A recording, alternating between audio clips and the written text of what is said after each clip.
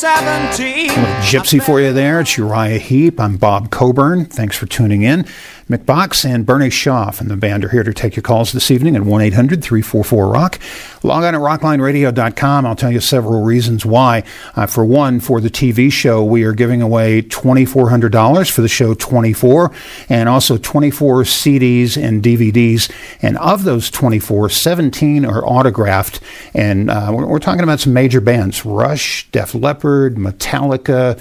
Log on at rocklineradio.com and you can see the entire list of CDs and DVDs that are available. And $2,400 cash, I mean, who's going to say no to that, you know? You can also see who's coming up on the show. Next week, Pat Travers will be here to plug in and give us a live electric set. And then on the 1st of April, Queensryche will do exactly the same thing. They have a new album coming out.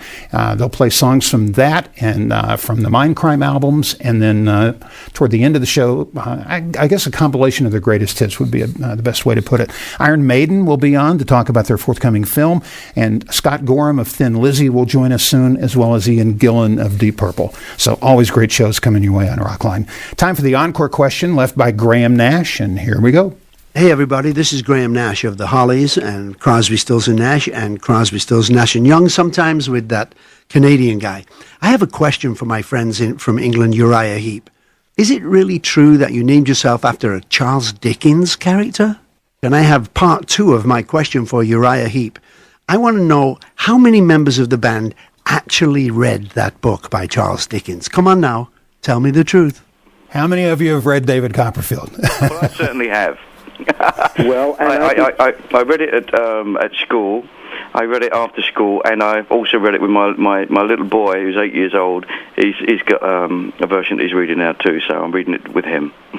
And for this last Christmas, my wife gave me a 104 original copy, leather-bound, Charles Dickens copy of the book.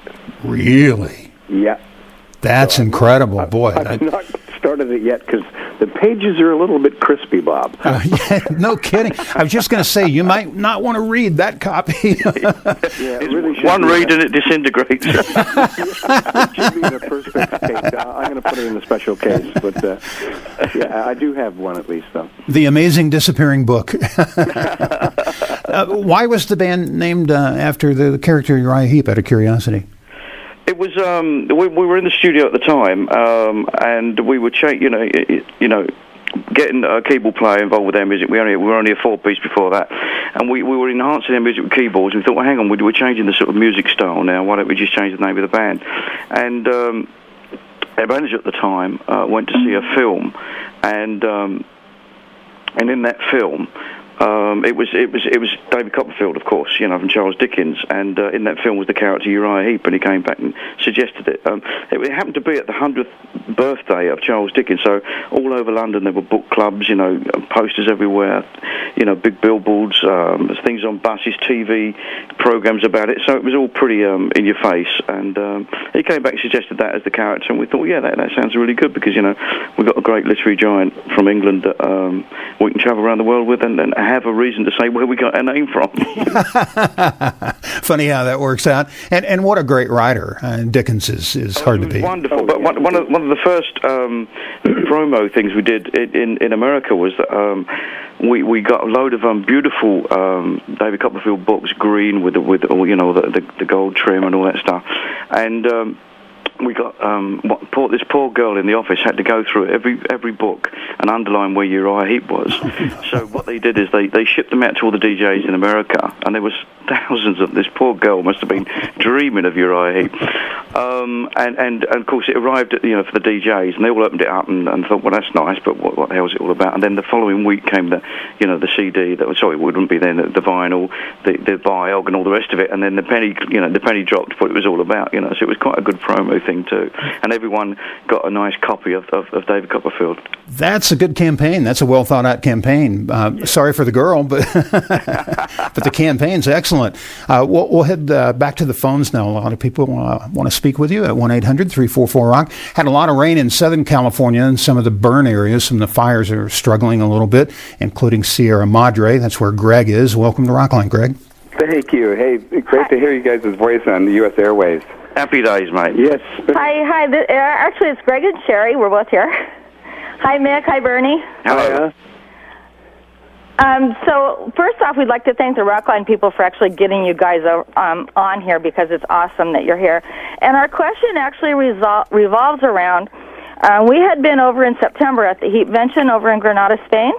Okay. Oh, really? Oh, cool. And one of the questions that was asked from the audience was to give the other former members who were in attendance, to ask them to tell some stories, funny stories that or their favorite funny story from the road. And so we wanted to give Mick and Bernie, if you have one too, a chance to give your funny story. A funny story. Okay, funny story. Funny story. From the road, from being on the road. Can't be repeated on air, unfortunately. Yes, that's where we have to draw the line. But I guess the funny story was when I went out on stage one night.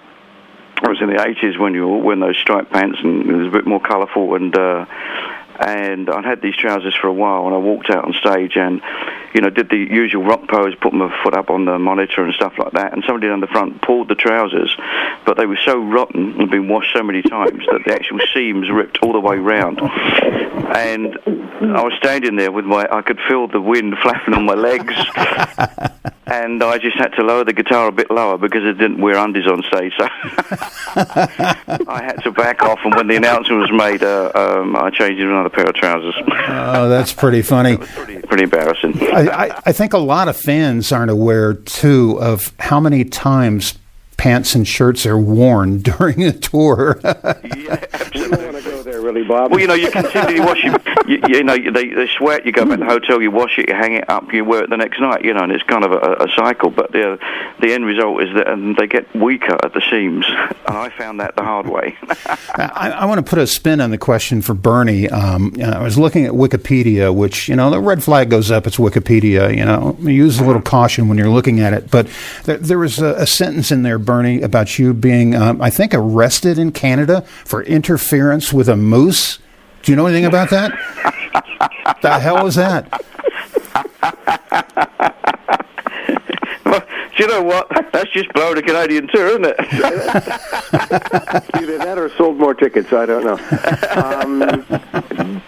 Got to put my hands up. Don't really know about that story. See, the Rockline sets the record straight. Don't believe everything you read, especially there. In Wikipedia. Yep, there you go. And for our callers, you know what? It is absolutely our pleasure to put the guys on tonight. It's long overdue. The new album's outstanding, and the great songs sound really good, too. The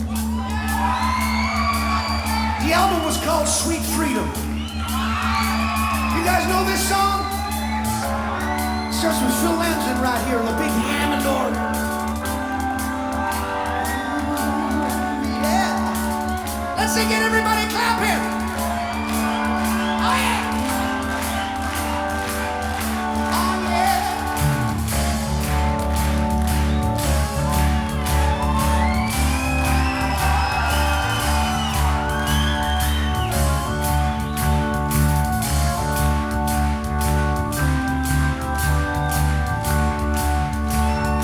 Take me across the water, 'cause I need someplace to hide.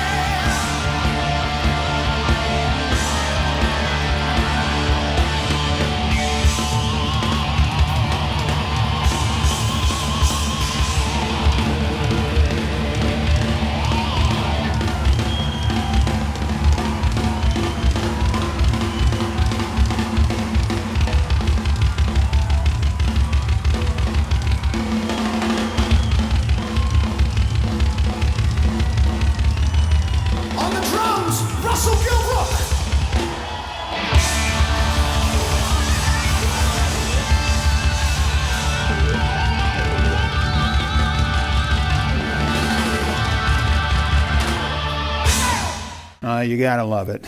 Done the Rancher's Daughter and Stealin' When It Should Have Been Buying. Uriah Heep for you on Rockline. Joined by Bernie Shaw and Mick Box. And your calls at 1-800-344-ROCK. It's 1-800-344-7625 are the numbers on the end for you there. Let's go Pacific Northwest, Portland, Oregon. Kathy, welcome to Rockline. Hey, I just tuned in just in time to hear the end of Light of 1,000 Stars. Did you like it? That's just a beautiful song I think I've ever heard. It is. It's beautiful, isn't it? Well, thank you very much. That's brilliant. Thank you very much. Well, what would you like to ask the guys now that you have them on the radio here? I'd like to know what inspired that song. What the story is?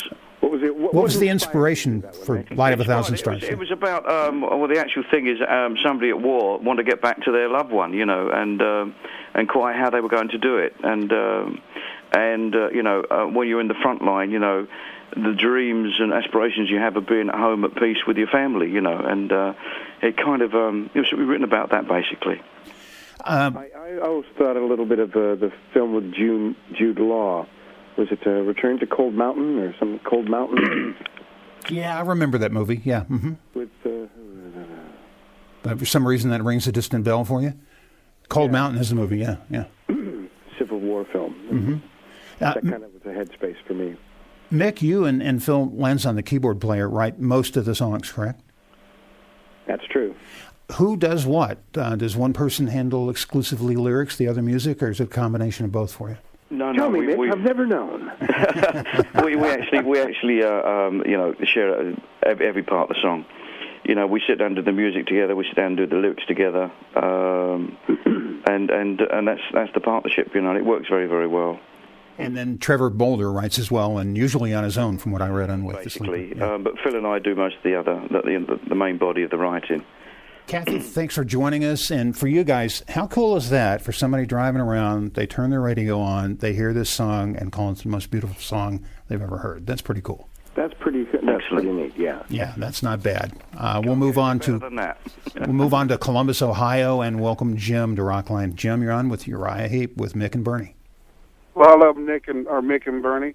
I have one quick question for you guys. How do you guys keep it fresh and fun throughout almost 40 years of rocking and rolling? Good question. I think having a passion and love for what you do, it's right there. We're still passionate about what we do. That we always, from day one to now. So that's probably it. We enjoy what we do. We enjoy it. The people in the band are great friends, and we just get out there and have the best time. And I think it works on every level for us. I think we're lucky that within the band, the personalities get together and gel, and we have a certain chemistry that just works. As Mick just said, we're all pretty good mates when we're off the road. Mick and I are one of the only two still living in London, but we pop over for each other's place for dinner once in a while. Mick was my best man at my wedding. We hang out. We enjoy each other's company, and we just have the fortunate talent of being able to make good music together. Well, Bernie was over yesterday hanging our guitars up on the wall for me, so... Oh, yeah. There you go. Well, that's kind of half the battle, isn't it? To find a group of guys you get on well with and be able to make music and go on the road together. There are no secrets on the road after a few weeks. Exactly, and when you're trapped, 5 or 6 guys on a tour bus for... our last little outing was 33 concerts in 48 days. It can wear a little thin, but... we always laugh it off. We always have a good time, and for the hours and hours you spend trying to get to some place. When you pack to go on tour, the most important thing to pack is your sense of humor. Exactly. Wow, that's a great line. That's well stated. I like that. I may write that down. I want to talk to you guys about another new song from Wake the Sleeper. I want to play Overload. Tell the story behind that, how it came about, and a little background on it. Okay. Well, Overload is basically about the computer age, and how many hours people spend on the computer. They create their own identities and everything. But the actual overload is what's going to happen when it does actually overload. What do we go back to? Pigeons and pens again? Or, it's just a reflection of the amount of time people spend on computers. Well, that's when the machines take over the world, and we're rendered useless. Exactly that. We're pretty close to it now. I was going to say, that day's not too far off. Here it is. It's Overload from the new album Wake the Sleeper, Uriah Heep on Rockline. And we'll play this song, go to a commercial break, and then take more of your calls at 1-800-344-ROCK. Overload. Tonight